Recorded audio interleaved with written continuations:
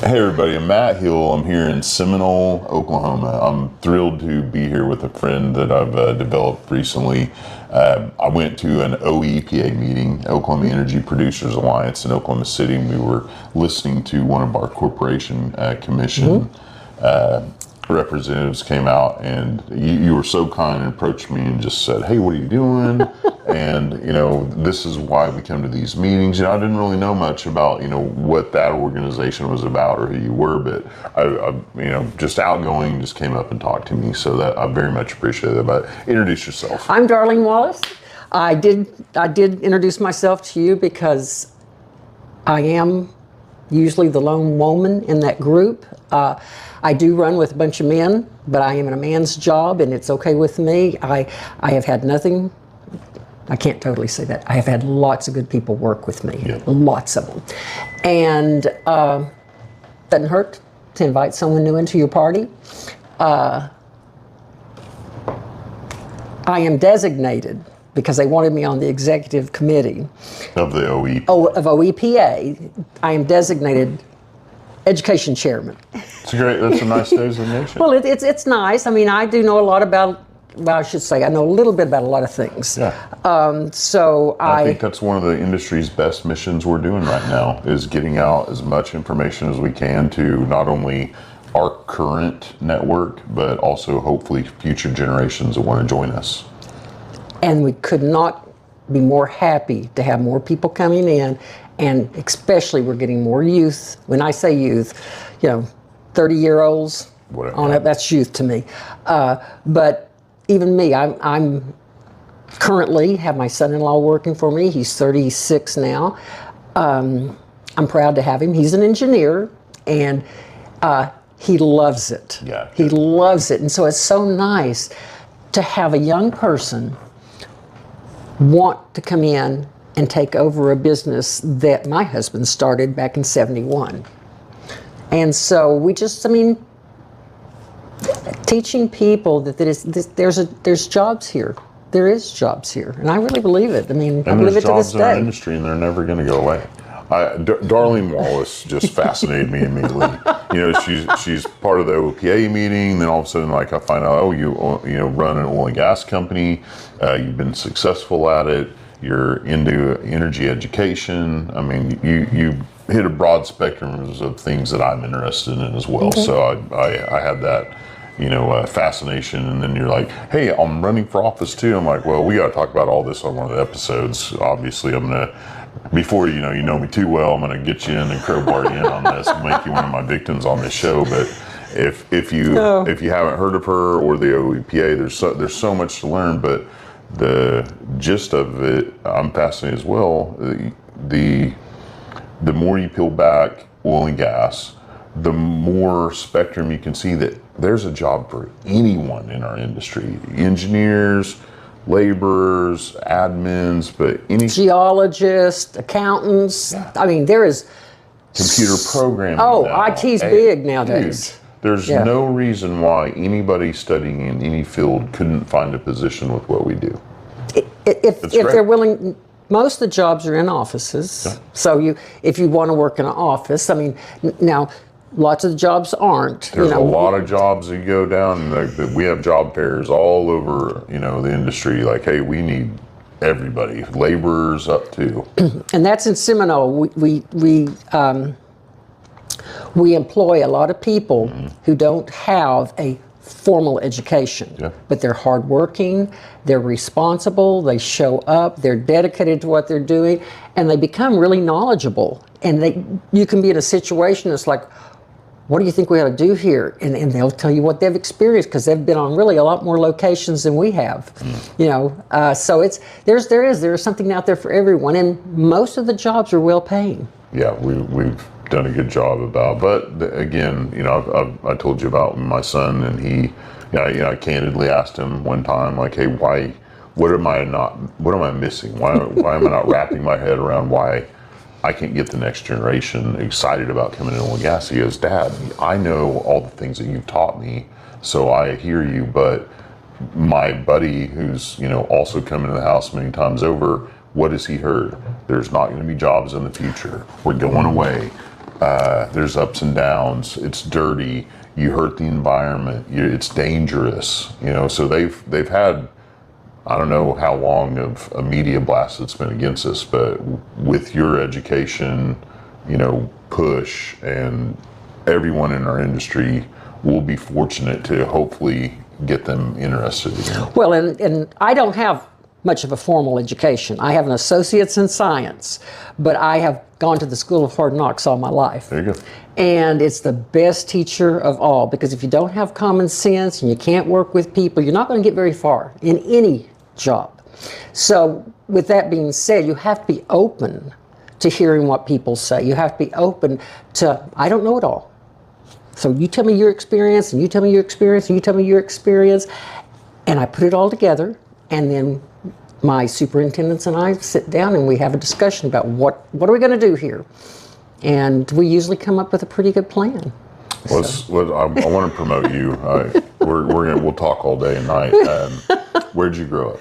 Well, I actually grew up in a suburb of Dallas and Fort Worth, right dead center, Grand Prairie, small town back then, 30,000 people. Left home 2 weeks after graduating from high school, did one semester of college and decided college was not for me. I needed to be an on-hands kind of person.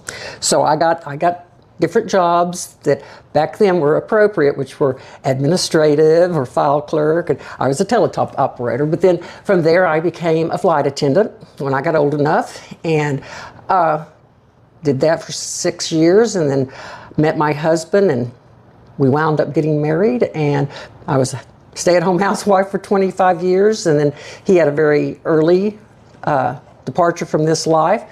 And at 51, I found myself a widow with a 14-year-old at home. We just come out of the worst 18 years of our life. Came through the mid-80s to he died in 2004.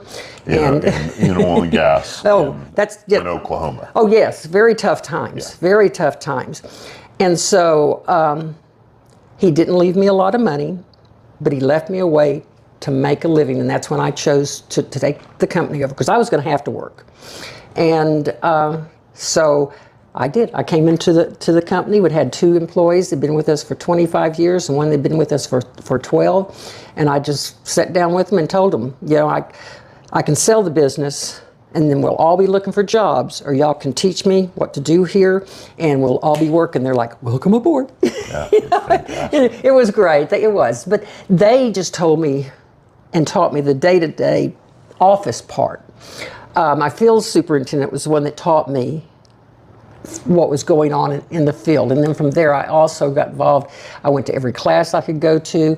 I learned, because I truly do believe that education can get you so much further in this world. And it doesn't have to be just book knowledge. Right. Like what I learned just talking to people. Absolutely. Going into the field and find out what this operation is. And with that, I became I met some really good mentors that saw something in me that I didn't see in myself. And so they started grooming me to be a woman spokesperson. Were you looking for mentors back then? Oh, no. No. I just wanted to make a living. Yeah. That's one thing, I have become really good at later on in life is, back then a mentor would have to find you. Now I'm seeking mentors. I want to skip those steps if I can be smart enough and wise enough. Well, but I didn't know that much. I had 13 partners at the time it was 39 wells that I operated for them all. And I knew them, but my husband, I didn't even know the name of our wells. I had no concept of what this business was about. But then when I got into it, I didn't realize how much I had absorbed through osmosis. Yeah, you've been there through a lot, yeah. Yeah, a lot. And so, with things that are like, oh, now that means something to me. So I became very active. I was asked to do different things like, I hate to say this, but I felt like they were always pushing her in front of the camera, because I'm the only, I'm a female in a man's world. It's fantastic. I beg women to get in oil and gas. And the reason being diversity of thought. And I think of myself as exactly. hey, all of you guys, me, Jeremy Howard, who we were talking to earlier, but if I have all my friends and we're just an echo chamber, what if we miss an idea that would work better? So the more you can ideas are in include front of us, the more people I can include from every walk and like shape, and like give me all the ideas so we can find the best one or parts of each one. So that's how we grow as an industry. And that is one of the reasons why I decided to run for the House of Representatives for District 28. Good job. Is there's not enough women at the Capitol, and I'm not saying I'm a woman so I should do it. I don't know that there's enough women that are educated in a field that needs to be represented at the Capitol. I know that at this current time, since he was our senator, since he stepped down, there is no one that really they are in the oil and gas business. And I'm not talking just energy in general. Well, the energy. Well, yeah. I mean, but oil and gas is Oklahoma. Yeah. And so with that being said, I did not realize this until people told me this, that I bring something different to the table. And I didn't realize it, but then I started thinking about, because I think different. I look at things different. My mind goes to other places of, well, how could we fix that? Then guys, because I can do the mechanical side, but I think I'm probably better at the personable side than a lot of men, because I still have, I may be in a man's position, but I still have a female's brain. So with that being said, I just see things different. Good. And so that I think is why I could do something good for my industry, as well as do something, if I get elected, to do something at the Capitol. I am also... Your legacy already is you saved an oil company, and lots of people have been able to depend upon you. And that's, your legacy right now is incredibly impressive. So everything after that, thank you for your service. Yeah. Well, that's very generous of you to say. I just was doing my job, and I like doing what I'm doing. I have fun at it. I know that sounds weird, but I have fun at this. Yeah, I know. I love doing what we do. Well, how sad is it that you go to work and dread it every day? So, but that's who I am. I find pleasure in whatever I'm doing because that's a choice.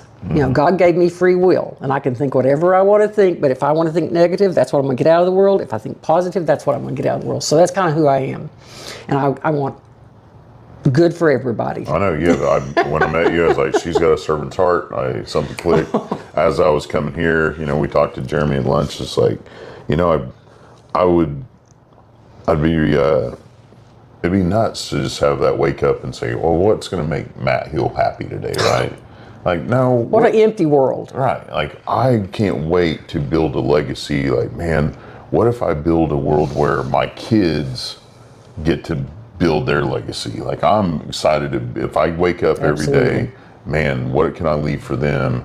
And maybe they'll catch on, and then what can they leave for the next one? But that's the way the world works. Yeah. Not all of it. Well, that's what they promote out there. But. Well, to a great extent, it does work that way. If people, when they get to a certain point in their life, are ready to let go and turn it over to the younger ones, they're going to have, the younger will make their mistakes. Yeah. But that's how they learn. Yeah. Maybe you just have to make sure they don't make life-altering mistakes. But that's kind of, I've brought my son-in-law in, and my daughter and the kids will be down here when they can find a house and get a school. But I'm really thrilled about that. And I'll be honest, people have said, what are you going to do if they run it in the ground? I said, I won't let them run it in the ground. I will be here. And if I think they're and they won't want to. They're going to enjoy the partnership. It's their livelihood now. Yeah, it will be their livelihood, just like it was my livelihood. I want to be successful because that makes me feel good about me. But along the way, there's enough out there for all of us, sincerely. And so... Isn't it neat that you're part of such a bigger thing too? You're part of energy liberty in America, and we talked about a little bit about at lunch. There might be forces out there. They're not going to come and tell you directly to your face, and they're not going to do it all in one sweep. But There's, you know, agencies and regulations that take one bite at a time. Just one little bite. See if you can take that bite and keep moving on. And then a little bit more bite and a little bit more bite. But from large to small operators across the nation, there's a lot of, you know, there always seems to be these workings of wanting to take our ability to produce energy out of our hands. And I'm not sure why that is either, because we are so ingrained in oil and gas. And when I say that, I mean the clothes you wear, the cameras. That's mostly wood and glass. But I mean, our clothes, our furniture, everything we have, our roads, asphalt roads. Everything. It comes from the energy sector. Yep. And I am not against wind. I am not against solar. There's room for us all. Sure. Now, I do have a little bit of let's not give them all of these tax incentives and make it easy for them. It's really hard for you as a producer and a taxpayer to go, man, I just worked my butt off. Let me give you all my money for a project that's not really working right now. I mean, it will come when the time is there. Put the research and development in like you It's not there yet. Yeah. Not there yet. Yeah. You know, when the wind and solar are over 100 years old, they will probably be there. Or that's the oil business is 130 years old. We've done the research and the work. We've put in our time and efforts, and that's why it's successful right now. And I mean, we don't know what energy is going to be in the future. Oh, no. It's fascinating. No. We don't know. No, so, but we need it. Yeah. I don't want to go, but I'm not going to step back in time to give somebody else the chance either. Why would we step back in time when that will put and I'm serious, it'll put our country at jeopardy. It will put jobs at jeopardy. It will put just people's livelihoods in jeopardy. So there's room for us all. We just need to do it at a pace that works for all. Yes. It's an energy collaboration, an addition. It's not a transition. Those are silly words, but no, but I don't want to risk ever getting her in trouble either. She is going to run for office, you know. But I think everybody that you're running for in your community understands all these values and ethics too. I think you're in a great part of the country who will come support you and all you've done and what you want to do to help them out. Well, I hope they will. Yeah, I mean, I'm here to help, not to hurt. I'm here to do good things. Anything around you would like to support and make happen, you know, when if you win?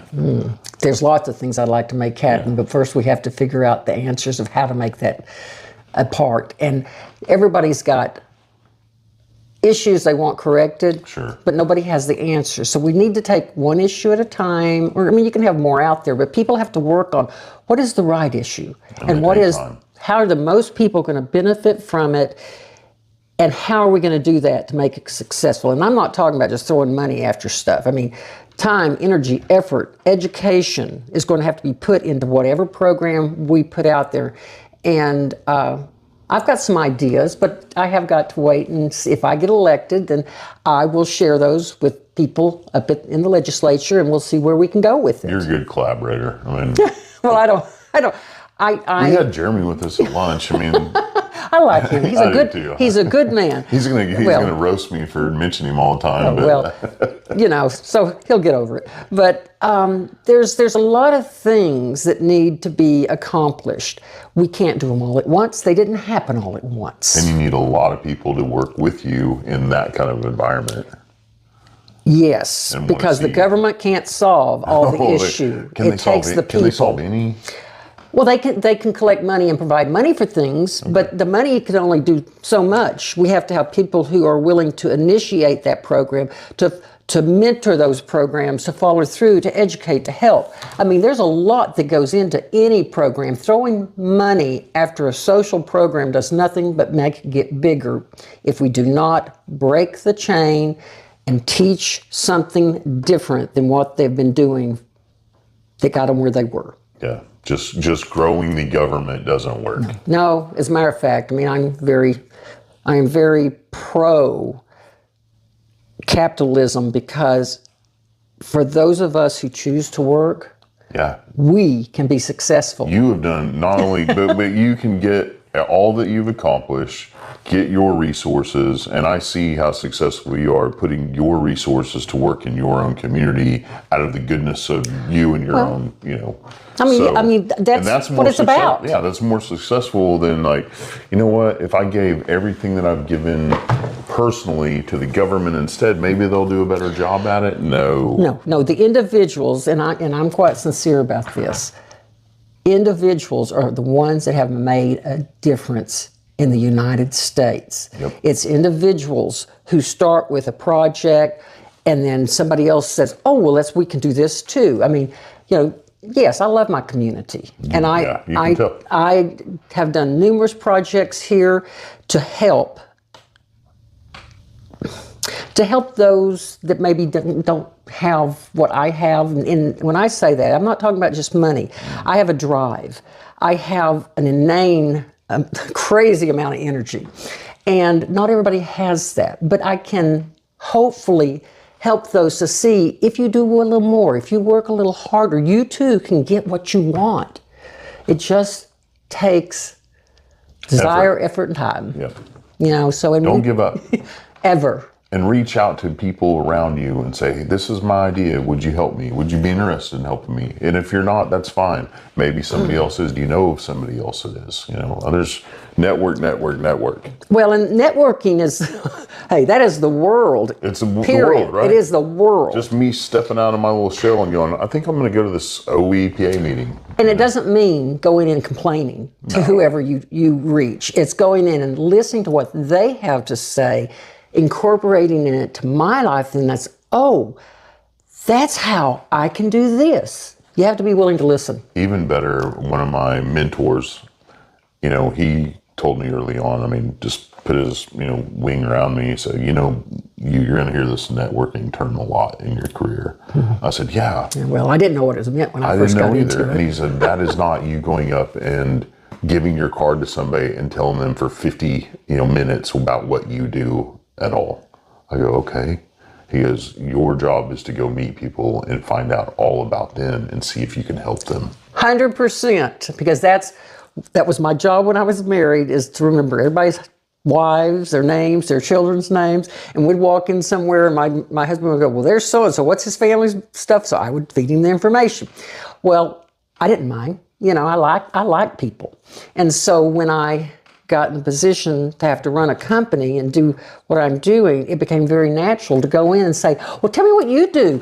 Tell me what your wife's done. And I really am interested. I care about people. But then it also, when you can walk up to somebody and say, so how's your son? And if you name them by name. I know that sounds like a lot of information to say, but it comes with you if you work at it. And you genuinely really do care. I do. Yeah. I like them. They're my friends. They are. I care about them. I like them. I like most people until they give me a reason not to like them. And then we burn them down. No. If she's going to have the power in government to do so, you better watch out.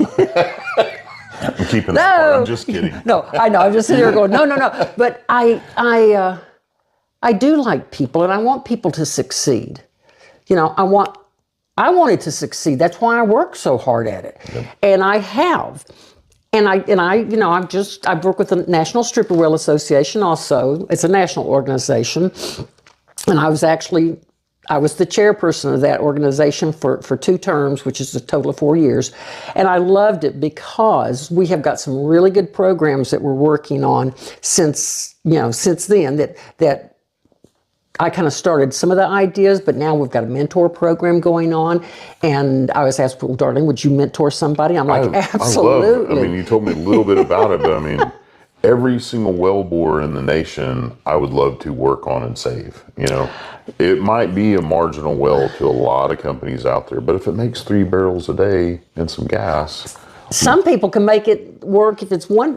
Right. Most of the wells in Kansas make 1 to 1.5 barrels a day, and there's a lot of people who make good livings up there. They just don't move as much water. I think the numbers are, there's really only 1 million wells in America that are producing. I don't have that That's kind of the numbers, Okay. that means the 1 barrels up to the big ones, right? Mm-hmm. That's 1 million that's 1 million wells. That's not a lot of wells.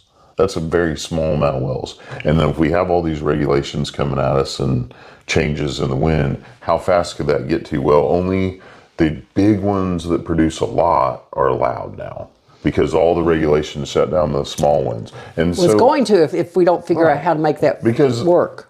The small people that have the 1 barrel a day wells that have worked really hard to get them to stay alive, they don't have the resources to deal with those all those rules. No, they do. They do not. It's impossible.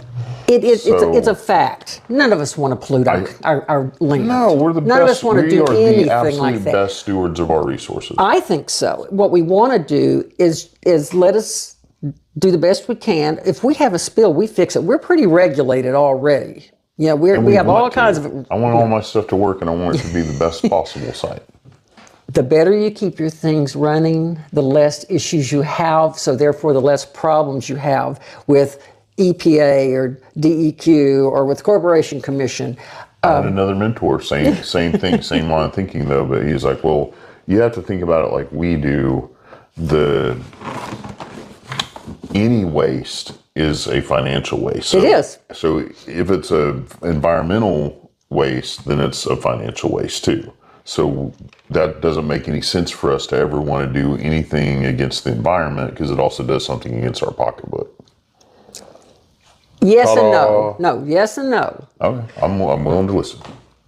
If people, and not everybody operates the same, it's just the difference in people. Watch them, the way they take care of their cars, their homes, whatever.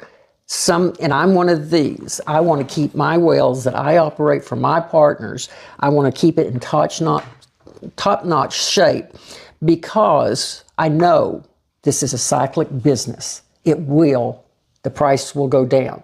So if I keep it in top-notch shape, if I do that, then when the times financially get bad, I can patch until we get back to the better times. Then we put it back to good shape. But a lot of people don't do that. A lot of people, it's just like so many other businesses. I live on what I have today. So a couple bad actors can make the whole. Well, they make everybody look bad. Yeah. But on a whole, so we're 99.9% perfect. We can't. That's what you're saying. No. Well, we can't all, nor do we all want to live in the bigger urban areas. A lot of us like living in the country. Yeah, I'm ready. Rural Oklahoma has its advantages. It has its disadvantages too, but the blessing of the world we live in, we can live where we want to. Yeah. So, with that being said, what I do makes me a living. It makes a lot of people in the rural areas living, that in turn brings in stores, or somebody starts up a business to supply something we need. We have, our schools are in good shape. We have more kids coming in because there's more families coming in. It's a progression that it's a rural way of life. Well, I'm looking forward to watching the snowball effect of you getting into office and making the streets paved with gold. Well, that may be an overstatement. Dadgum. I think that'd be a waste of our gold. That's a waste. That's a waste. I don't know what they're doing with it now. We don't operate on a gold standard anymore. It's hidden from us. We don't get to look at it. Well, I'm told it's not really there anymore. What's some perks about, I run for office, you get all these keys to unlock doors that you've never seen before. Have they told you any secret handshakes yet? No, there is no perks in my opinion. I don't think so either. You're going to be up there serving, I'm certainly taking. We don't deserve you as a public servant. But well, I wouldn't say that. I wouldn't say that. I don't think that. I don't think the public is undeserving. How's that? I think that they deserve the best they can get. And I'm offering up my experiences. I'm offering up my thoughts, my ideas, and my ability to go in and figure stuff out, and also try to get things done that maybe haven't been done. Yeah. I'm going to let everybody go, because, I don't want you to do anything but concentrate on promoting her, getting her signs out, come knock on her door, say, I'm ready to jump on, make calls. And what can the community do to help you out? Vote for me. Vote. Vote for Voting is me. good. Get out and vote. Go to your neighbor and tell them, hey, I'm voting for Darlene Wallace because I think that she'll work hard for us and she can make a difference, because I do believe I can. I do believe that. I'm not saying anything about the person that's You're been not there. apathetic about it. No. That's what I like. Well, I'm not. No, I'm not. I'm not apathetic about much. That's why We met some not too long ago. I saw a circle of men that should have been listening to another circle of men, and they were on their phones, and they walked out without learning a thing and didn't want to. I was pretty upset that day, so I came to you to vent. I was like, you know what? We need to work on the people. And there's Tommy Harrell's running now. I'm starting to see more and more guys and ladies in oil and gas that probably didn't ever want to run for office, but they're willing to now.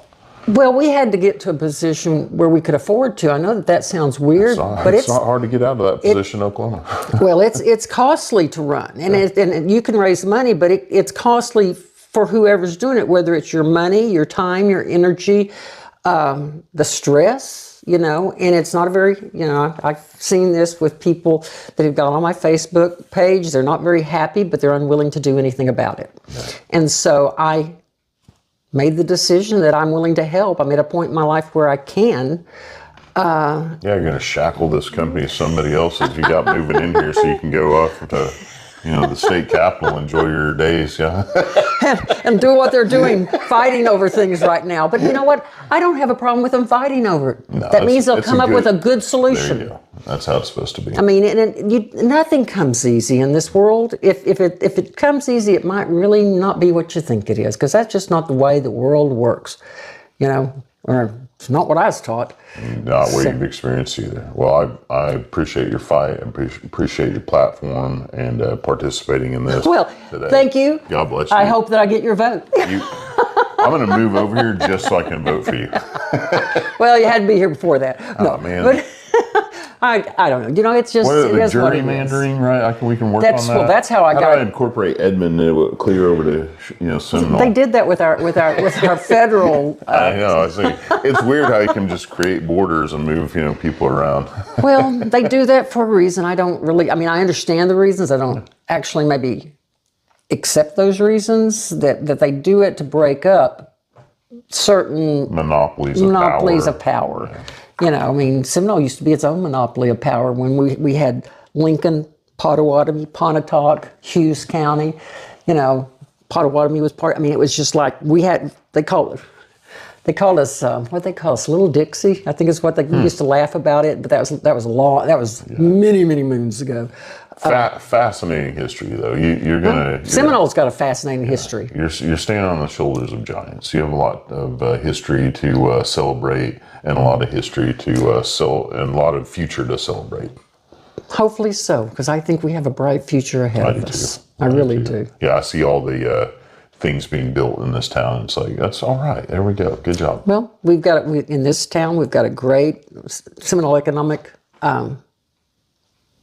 development that has worked to bring things here, because we know that oil and energy is cycling. Energy is cycling. And so we have got to have other jobs, and everybody can't work in that industry either. So we need to bring jobs to our town, and we have given them tax incentives to come.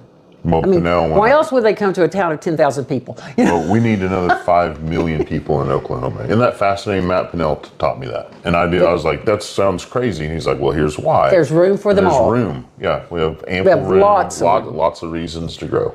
Oklahoma's fantastic. Look at Ardmore's. It's a great town. It has a lot of potential, but it's not that big. I like all of our towns. Oklahoma City and Tulsa are two majors, and everything else is small compared to that. But we have some really good towns that could be developed to be another Oklahoma City or Tulsa. When I was in Okeen and we drive to Enid, I thought Enid was our biggest town. I was like, yes.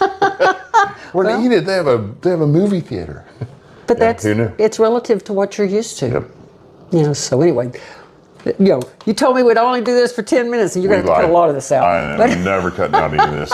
Hey, God bless you all. Thank you for tuning in. We'll see you next time. Bye-bye. And God bless America. Amen. And Oklahoma.